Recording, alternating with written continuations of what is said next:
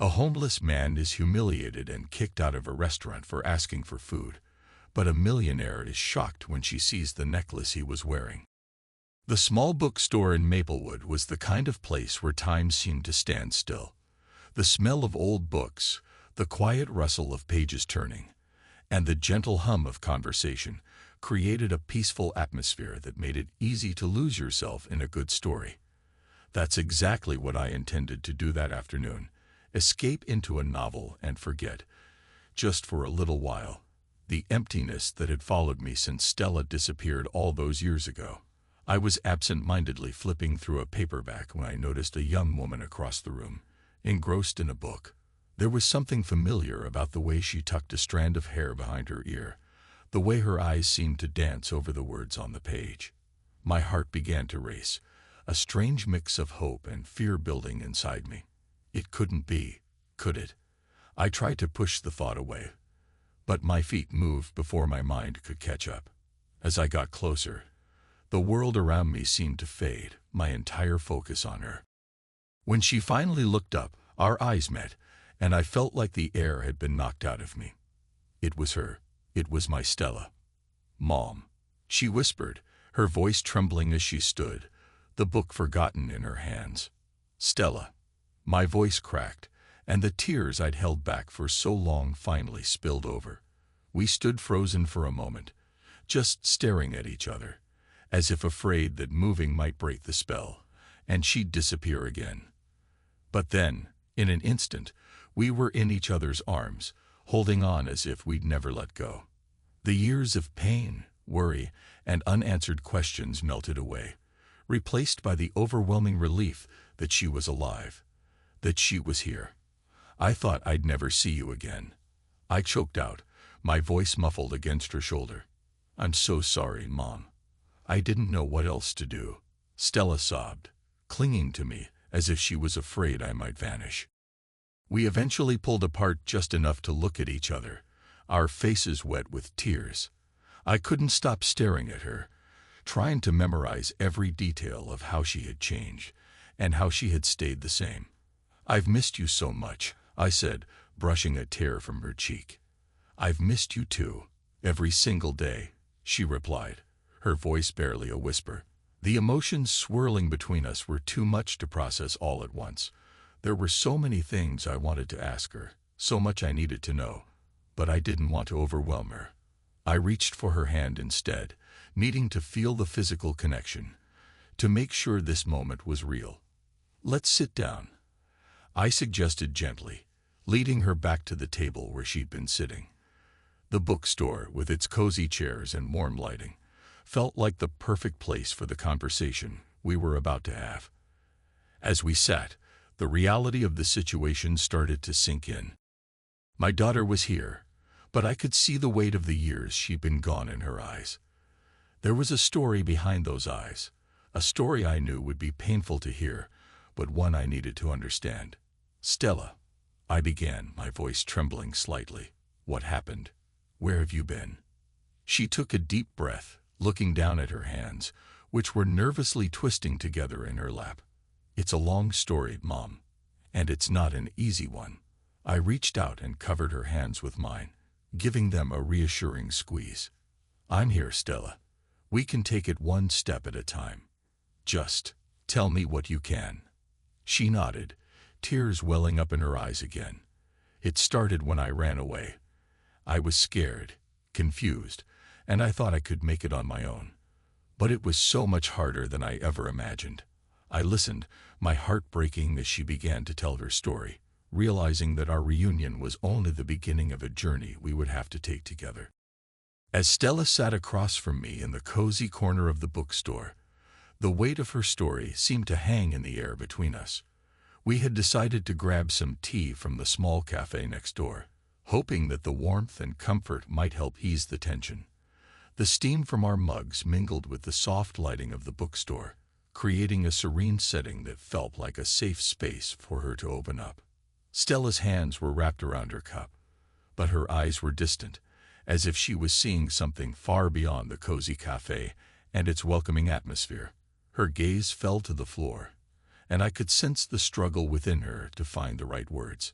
So Stella, I prompted gently, you mentioned that things were difficult after you left home. Can you tell me more about what happened? She took a deep breath and nodded, her fingers nervously tapping the edge of her cup. It was really hard, Mom. After I left, I didn't know where to go. I was alone and scared, and I didn't have anyone to turn to. I ended up in New York, thinking it would be a fresh start, but it quickly became a nightmare. I leaned in, my heart aching for her. What happened in New York? Stella's eyes met mine, and I could see the pain and fear etched into her features. I got involved with some people I shouldn't have. At first, they seemed like they were helping me, but then things started to go wrong. I saw something I wasn't supposed to see. Something terrible. Something terrible. I repeated, my voice tight with concern. What did you see? Her voice trembled as she spoke, her gaze dropping back to her hands. I witnessed a murder. I was in the wrong place at the wrong time, and the people responsible knew I'd seen them. I had to keep moving to stay ahead of them, always afraid they would find me. The words hit me like a punch to the gut. I reached across the table and took her hand, squeezing it gently. Oh, Stella, I'm so sorry. That must have been incredibly frightening. She nodded, tears filling her eyes. It was. I was constantly on the run, trying to stay hidden. I changed cities several times, but no matter where I went, I never felt safe. I kept hoping that someday things would calm down, but they never did. I could see the exhaustion and the emotional toll in her face. How did you end up here, in Maplewood? Stella's expression softened slightly, and a faint smile appeared. I stumbled upon this town by chance. I was exhausted and needed a place to rest. Maplewood felt different. It was quiet, peaceful, and the people here were kind. I got a job at the bookstore, and it was the first place where I felt like I could catch my breath. I looked around the bookstore, seeing it through Stella's eyes for the first time. It seems like Maplewood became a safe haven for you. More than that, Stella said softly. It became a place where I could start to heal. Martha, the bookstore owner, was so understanding. She helped me get back on my feet and offered me a chance to feel normal again. I smiled, grateful for the kindness of strangers who had helped my daughter. I'd really like to meet Martha and thank her for everything she's done for you. Stella nodded, a look of relief washing over her face. She'll be here tomorrow. I'm sure she'd be happy to meet you. The conversation was difficult but cathartic. Stella's journey had been filled with unimaginable struggles, but hearing her story gave me a new appreciation for her strength and resilience. As we finished our tea, I knew that our journey together was far from over. We had a long road ahead of us, filled with both healing and justice, but for the first time in a long while, there was hope. The following morning, the tranquil atmosphere of Maplewood seemed to contrast starkly with the turbulence of Stella's past. We were back at the bookstore, now with Martha, the owner, who had kindly agreed to meet with us. The store, bathed in morning light, was a haven of warmth and familiarity, but the shadow of Stella's past loomed large. Martha, a woman in her 60s with kind eyes and a welcoming smile, greeted us warmly. Emily, Stella, it's so nice to finally meet you, she said, extending her hand. Stella's told me so much about you. I shook her hand, feeling a surge of gratitude. Thank you, Martha, for everything you've done for Stella. I'm sure it means more to her than words can express. As we settled into a cozy corner of the bookstore with coffee and pastries, Martha's curiosity about our visit was evident.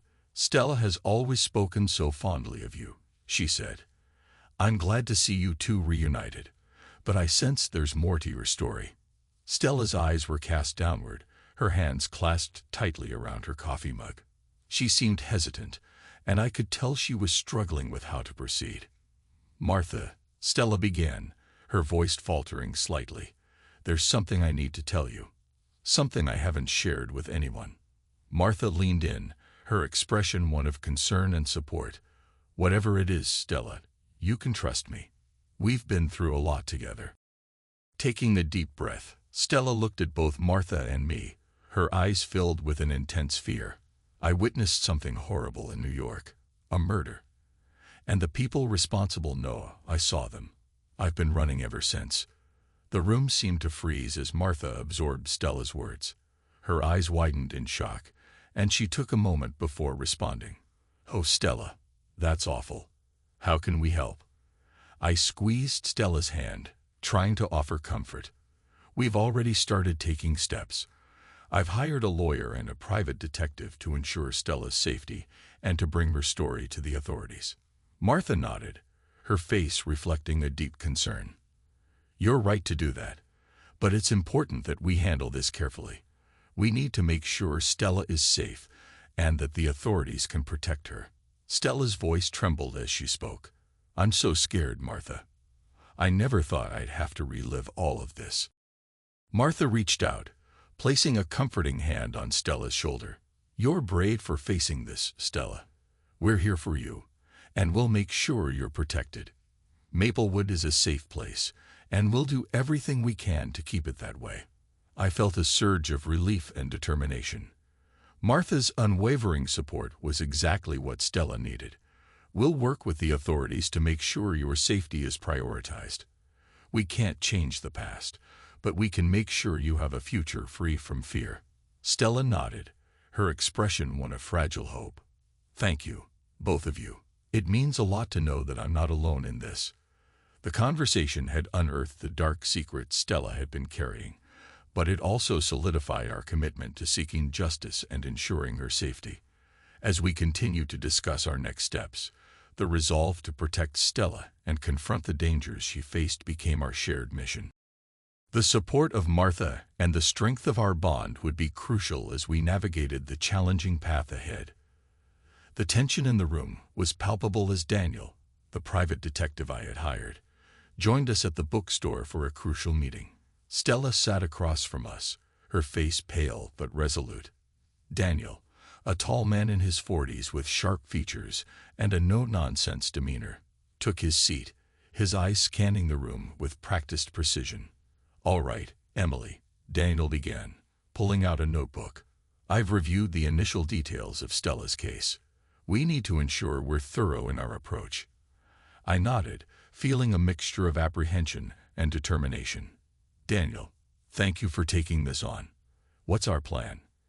Daniel's eyes shifted to Stella. "Stella, can you recount the details of what you saw? It's crucial for us to have a clear understanding." Stella took a deep breath, her hands trembling slightly. "It was about 2 years ago in New York. I was at a cafe when I saw a man being dragged into an alley. I was curious and followed. That's when I saw them. 2 men, one of whom had a knife. They were threatening the man. Then they attacked him, and one of them, well, he killed him." Daniel nodded, taking notes. "Do you remember any specific details about the men or the victim? Anything that might help us identify them?" Stella looked pained as she tried to recall the details. The man who was killed was wearing a suit. One of the attackers had a tattoo on his right arm, and the other had a scar on his face. I only saw them briefly, but those details might be important. Daniel's face was a mask of concentration. "Okay, that's helpful. We'll cross-reference these descriptions with known criminal records and see if we can find a match. I'll also need to gather any surveillance footage from that area, if it's still available." "Thank you, Daniel," I said, feeling the surge of hope. "What about the people Stella mentioned who were involved? Do we have any leads on them?" Daniel nodded. "Yes, I've already started digging into known associates and potential connections. We'll also need to speak to the police and provide them with Stella's testimony, so they can start their investigation." Stella's eyes were filled with fear, but also a glimmer of hope. "Will this really help? Can we actually find them?" Daniel's tone was reassuring. "It's a process, Stella. We'll take it step by step. The key is to be persistent and gather as much evidence as possible. With the right approach, we can ensure that those responsible are held accountable." As the meeting continued, I felt a renewed sense of purpose. The path ahead was fraught with challenges, but knowing that we had a skilled professional like Daniel on our side gave me confidence. The small team we were forming, Stella, Daniel, and myself, was united in our mission to seek justice and ensure Stella's safety. Later that day, as we walked through the quiet streets of Maplewood, Stella looked more at ease, her posture relaxed for the first time in weeks. We had a plan, and while it was daunting, it was also empowering. Stella turned to me, her voice soft but determined. "Thank you, Mom, for believing in me and for doing all of this. I know it's not going to be easy, but having you here makes a difference." I smiled, feeling a deep sense of pride and love. "We're in this together, Stella. We'll get through it, and we'll make sure you're safe. I promise." As the sun set over Maplewood, the feeling of camaraderie and resolve grew stronger. The small town, with its supportive community and newfound sense of purpose, was becoming a beacon of hope in our quest for justice. The journey was far from over, but we faced it with determination and a shared commitment to protecting the ones we loved. The early morning light filtered through the bookstore's windows, casting a warm glow on the wooden shelves and the array of books neatly arranged. The air was filled with the comforting aroma of fresh coffee and the faint scent of old paper. As I watched Stella dusting off the counters and arranging new books, I couldn't help but feel a surge of pride. "Mom," Stella called out, her voice tinged with exhaustion, but also excitement. "Can we talk for a minute?" I looked up from organizing a stack of invoices. "Of course, sweetheart. What's on your mind?"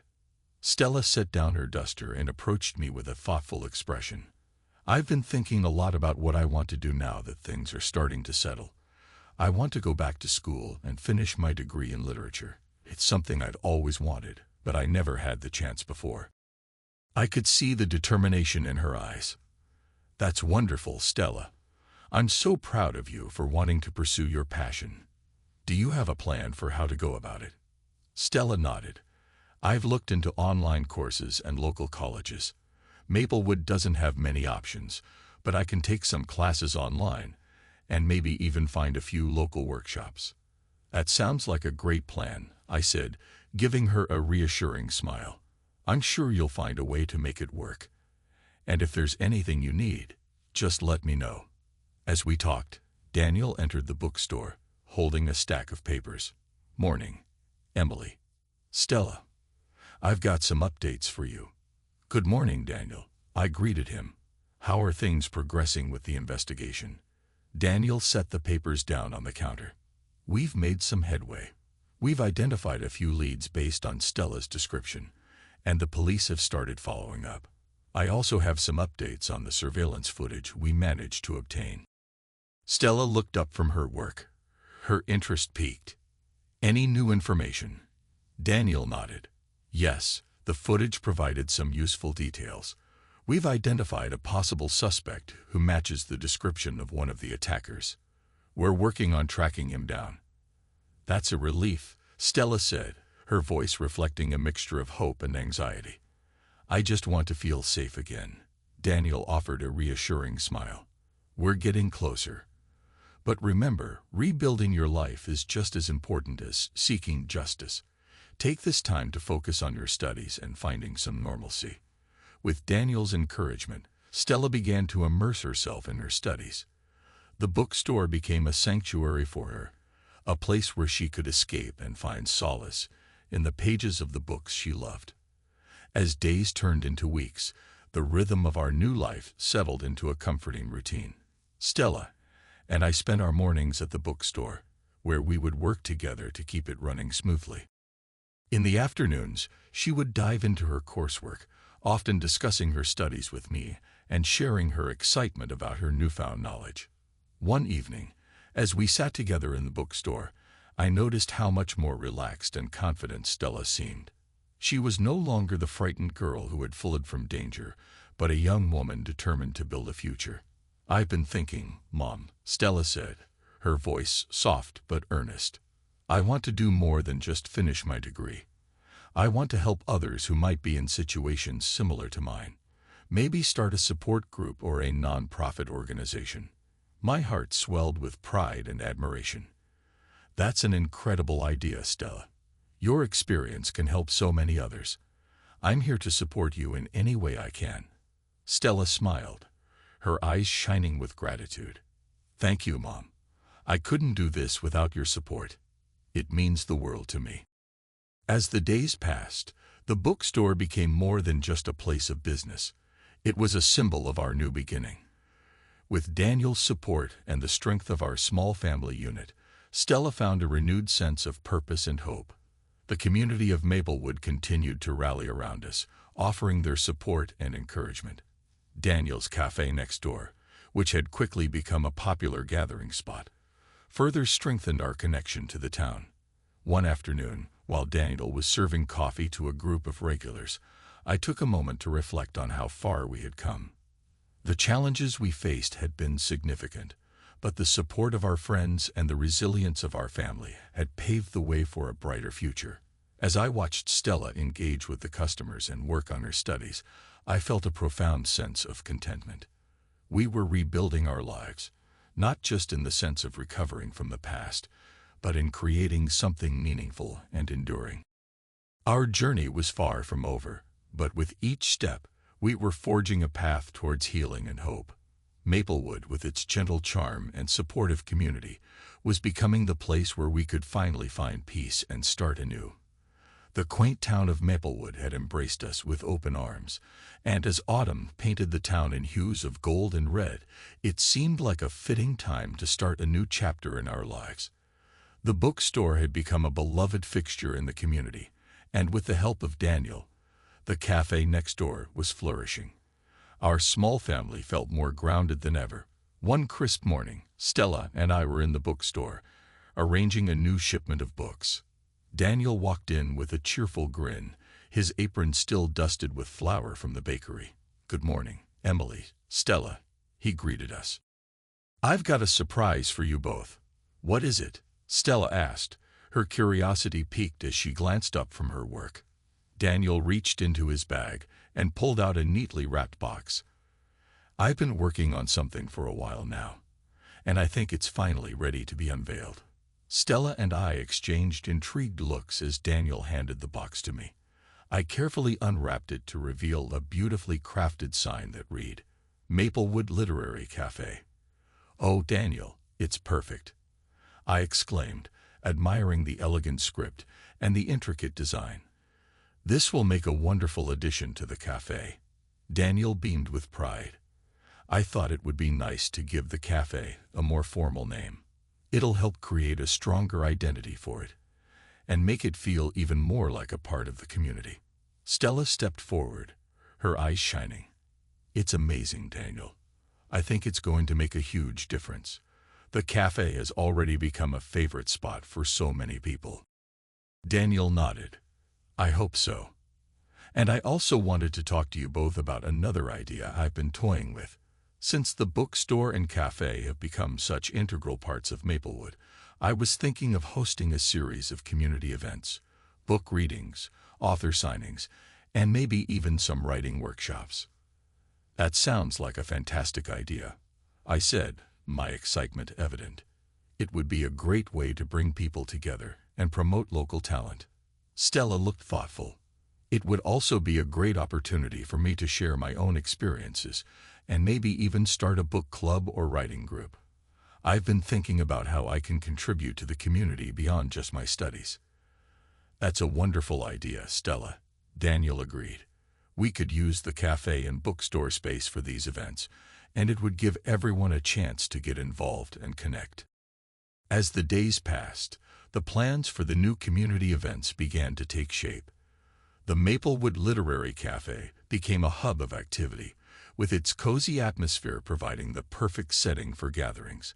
We organized our first event, a book reading by a local author, followed by a lively discussion and a signing session. The turnout was impressive. Residents from all over town came to support the event, and the atmosphere was filled with energy and enthusiasm.